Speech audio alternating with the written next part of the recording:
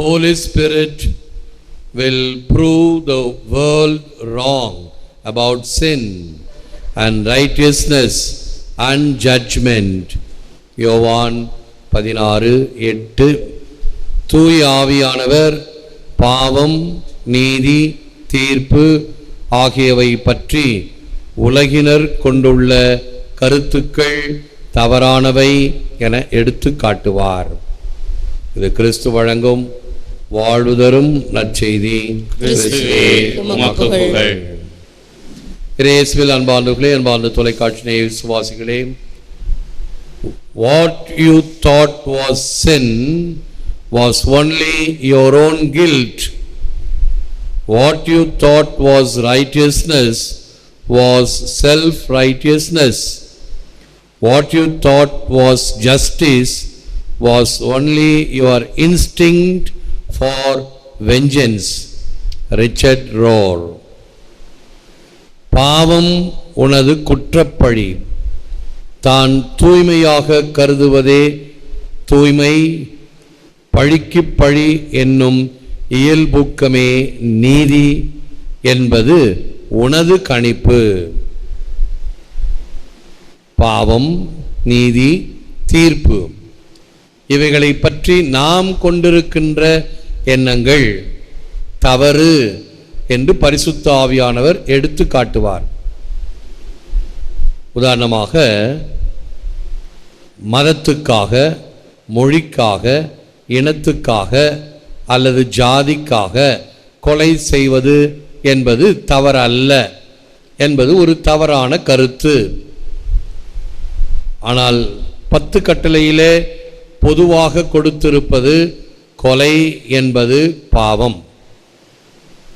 என்ன காரணத்துக்காக இருந்தாலும் தற்காப்புக்காக மட்டுமே கொலை செய்வது கொலையாகாது.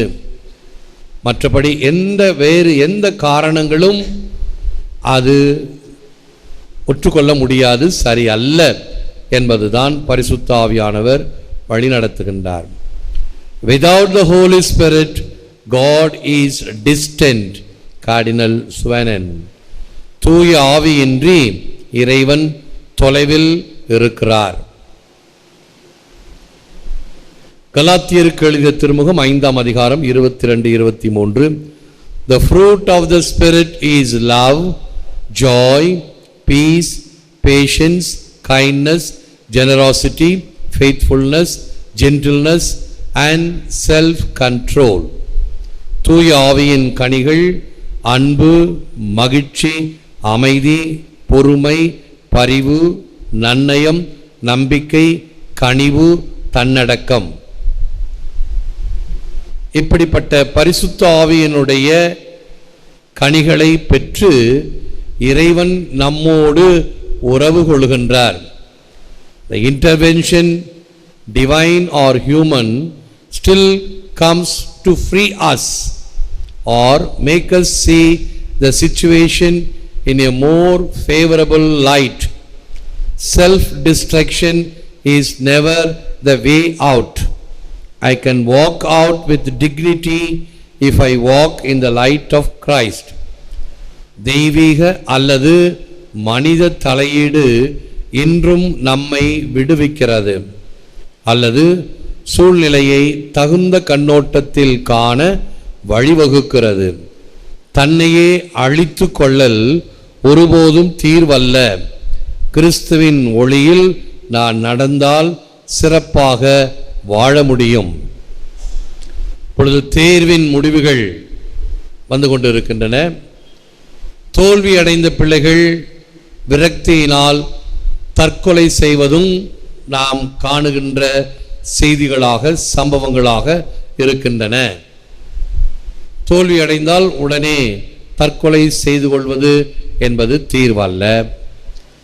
அல்லது வாழ்க்கையில் ஏற்படுகின்ற பல வகையான தோல்விகள், நஷ்டங்கள், இவைகளுக்கு தீர்வு தற்கொலையும் அல்ல.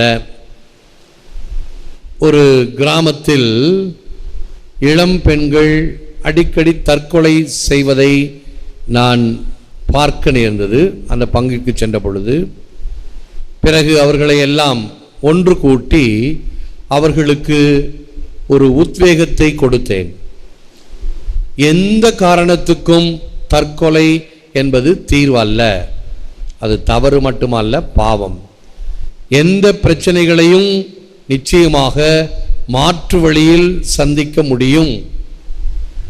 இதைத்தான் நான் நகைச்சுவையாக அதே சமயத்தில் உரைக்கின்ற வகையில் சிந்திக்கின்ற வகையில் ஒரு உதாரணத்தை கூறுவேன்.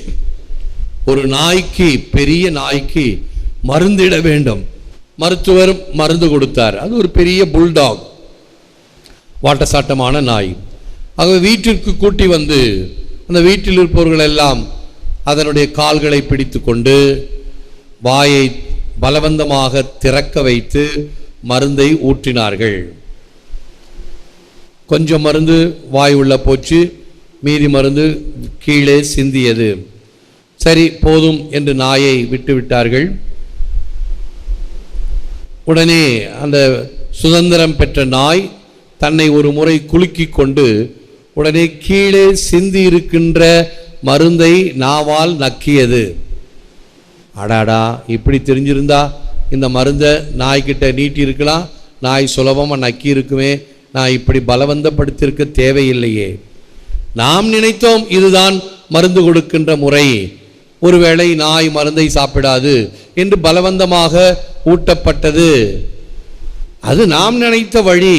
ஆனால் சாதாரணமாக இப்படியும் ஒரு வழி இருக்கிறது என்பதை அவர்கள் கண்டுகொண்டார்கள். அப்படி எந்த ஒரு பிரச்சனைக்கும் தீர்வு உண்டு. வேறு வகைகளிலே சிந்தித்தால் அல்லது பெரியவர்களினுடைய ஆலோசனையினால், கவுன்சிலிங், அனுபவப்பட்டவர்களை கலந்து ஆலோசித்தோம் என்றால் நிச்சயமாக அதற்கு வழிவகை உண்டு. நேற்று ஒரு குடும்பம் திருமண பிரச்சனை என்றால், அதுவும் ஒரு பார்ட்டி, பையனோ பெண்ணோ பிற மதத்தை சார்ந்திருந்தால் என்ன செய்வது? நமக்கு தெரிந்ததெல்லாம் திருச்சபை முன்னால் கொடுத்த சட்டம், ஞானஸ்தானம் வாங்க வேண்டும், அதற்கு படிக்க வேண்டும், பயிற்சி செய்ய வேண்டும். அந்த பிள்ளை அதற்கு தயாராக இல்லை, அந்த குடும்பத்தாரும் அதற்கு இணங்கவில்லை. என்ன செய்வது என்று கையை பிசைந்து கொண்டு தெளிவின்றி வந்த பொழுது திருச்சபை எப்பொழுதும் நல்ல வழி காட்டுகிறது.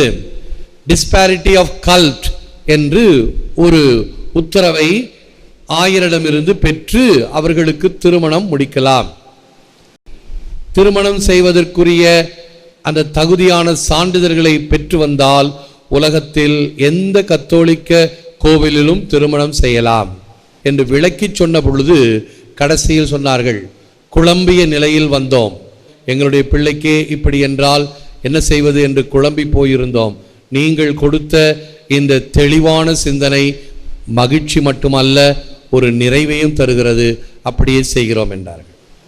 பிரச்சனைகள் வரும், அவைகளை எப்படி எதிர்கொள்கின்றோம் அதைத்தான் என்கவுண்டர் என்று சொல்லுகின்றோம்.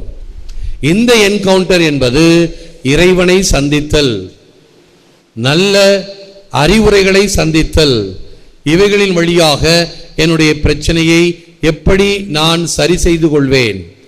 இதற்கு மிக மிக முக்கியமாக நமக்கு உதவுவது தூய ஆவியானவர். ஆகவே அவரை பற்றிய நற்செய்தி, அவரை பற்றிய விழா என்னும் 2 வாரங்களில் நாம் கொண்டாட இருக்கின்றோம்.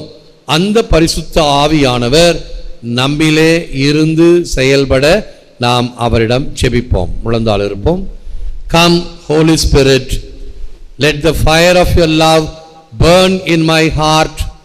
Let me desire only what is pure, lovely, holy and good and in accord with the will of God, and give me the courage to put away all that is not pleasing in your sight.